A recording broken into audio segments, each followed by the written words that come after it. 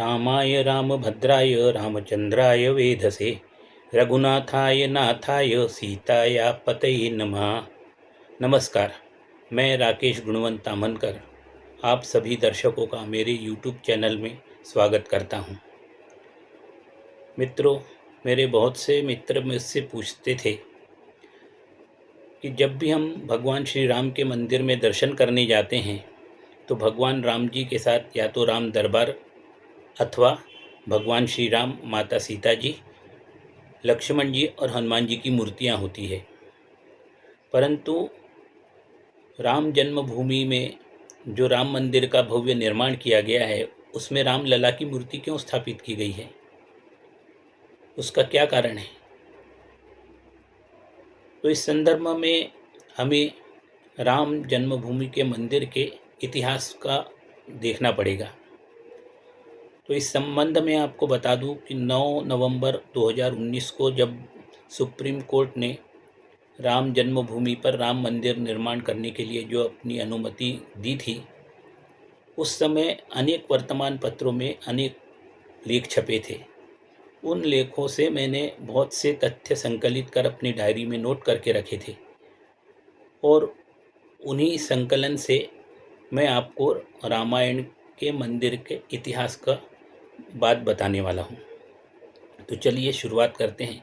जैसा कि आप सभी जानते हैं कि भगवान श्री राम अपने बंधु, सहोदरों, मंत्रियों और प्रजाजनों के साथ, यहाँ तक कि वहाँ के पशु पक्षी जानवर, वो सब भी भगवान राम के साथ जल समाधि लेने के लिए निकल पड़े थे और सभी ने सरयू नदी में जल समाधि ले ली थी। उसके बाद सरयू नदी का जल स्तर इतना बढ़ गया कि संपूर्ण अयोध्या नगरी जलमग्न हो गई। उसका केवल थोड़ा सा भागी शेष बचा था। उसके अनेक वर्षों के बाद भगवान श्री राम के पुत्र कुश, जो कुशावर्ती अर्थात कौशुंबी के महाराज थे, एक बार फिर अयोध्या आए और उन्होंने अयोध्या नगरी को सुव्यवस्थित ढंग से बसाया। फिर वहाँ पर राम जन्मभूमि के स्थान पर उन्होंने कसौटी के काले पत्थरों से भगवान श्री राम का एक भव्य मंदिर का निर्माण किया। यह बात मशहूर कवि कालिदास ने अपने रघुवंश नामक ग्रंथ में लिखी है। लोमेश पुराण की रामायण के अनुसार महाराज कुश ने कसौटी के काले पत्थरों से भव्य राम मंदिर का निर्माण कराया था राम जन्मभूमि के स्थान पर। जैन मन ग्रंथों के अनुसार महाराज वृषभदेव ने राम मंदिर का जीर्णोद्धार किया था। भविष्य पुराण के अनुसार ईसा पूर्व 57 वर्ष और ईस्वी सन 19 तक उज्जैन के महाराज विक्रमादित्य का शासनकाल था। इस दौरान उन्होंने अयोध्या जाकर धर्म ग्रंथों में वर्णित एवं चिन्हित स्थानों को देखकर सरयू नदी के लक्ष्मण घाट को आधार मानकर राम जन्मभूमि के स्थान पर भगवान श्री राम के मंदिर का निर्माण कराया और उन्होंने भी कसौटी के काले पत्थरों का उपयोग कर 84 काले स्तंभों का निर्माण कर भव्य राम मंदिर का निर्माण कराया था। विक्रमादित्य जी ने उसके अलावा 360 और मंदिर बनाए थे।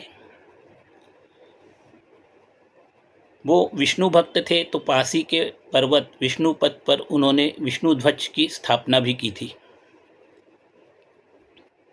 उसके काफ़ी वर्षों के बाद सन 1033 में सालार मसूद ने पहली बार राम जन्मभूमि में राम मंदिर पर आक्रमण किया एवं उसका विध्वंस कर दिया।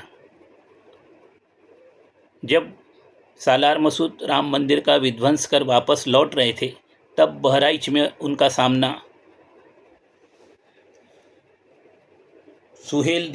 महाराज सुहेल देव से हुआ, उनकी सेना के साथ हुआ और इस युद्ध में सालार मसूद 4 जून 1033 को उनका वध हो गया। उसके बहुत सालों के बाद तक कोई आक्रांता फिर भारत की तरफ नहीं आया। 11वीं शताब्दी में गजनवी और घोरी ने राम जन्मभूमि में आकर राम मंदिर पर आक्रमण किया था।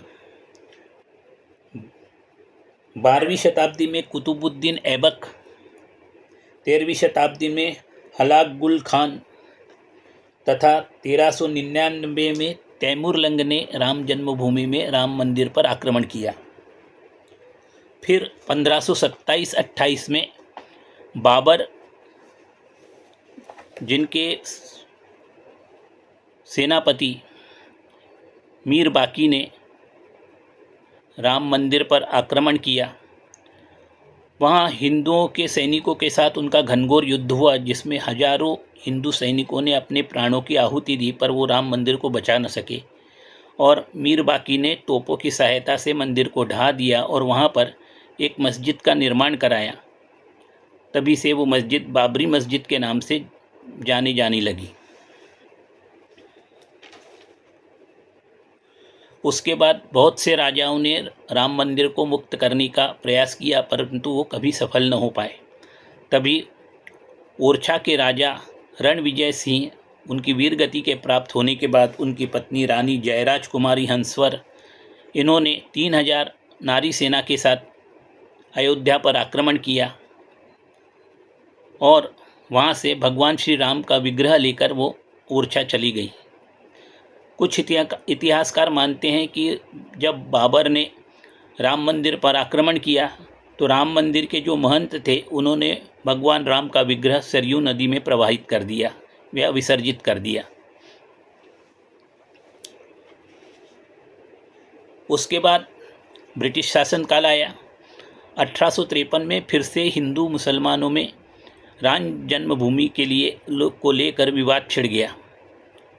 1858 में निहंग संत सिखों द्वारा राम जन्मभूमि के ऊपर आक्रमण कर भगवान श्री राम के मंदिर के गर्भगृह में जाकर उन्होंने श्री राम नाम का जाप किया और पाठ भी किया, ऐसा इतिहासों में उल्लेख मिलता है। उसके बाद 1885 में हिंदू मुस्लिम विवाद बढ़ने के कारण प्रशासन ने हस्तक्षेप किया और हिंदुओं के लिए अलग स्थान और मुसलमानों को नमाज पढ़ने के लिए अलग स्थान ऐसा कर दिया। परंतु तब महंत रघुवीर दास, उन्होंने फैज़ाबाद कोर्ट में अपील की कि हमें बाबरी मस्जिद के समक्ष एक चबूतरा बनाने की अनुमति दी जाए, परंतु कोर्ट ने ये अपील अस्वीकार कर दी। उसके बाद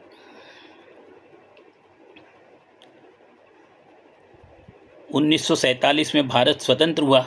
तब भारत सरकार ने राम जन्मभूमि के चारों तरफ कटीले तारों से एक बाउंड्री वॉल बना दी और वहाँ एक सुरक्षाकर्मी नियुक्त कर दिया जो कि इस्लाम धर्म को मानने वाले थे।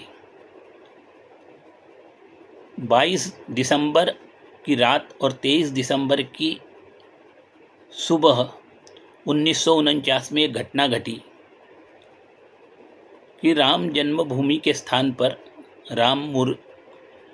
जो मंदिर है, गर्भगृह था, वहाँ पे राम भगवान की मूर्तियाँ प्रकट हो गई।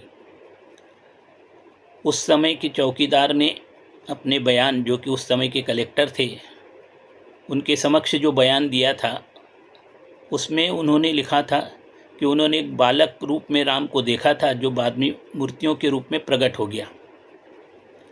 उसके बाद विवाद बढ़ता देख फैज़ाबाद कोर्ट ने राम जन्मभूमि के राम मंदिर में ताला लगा दिया।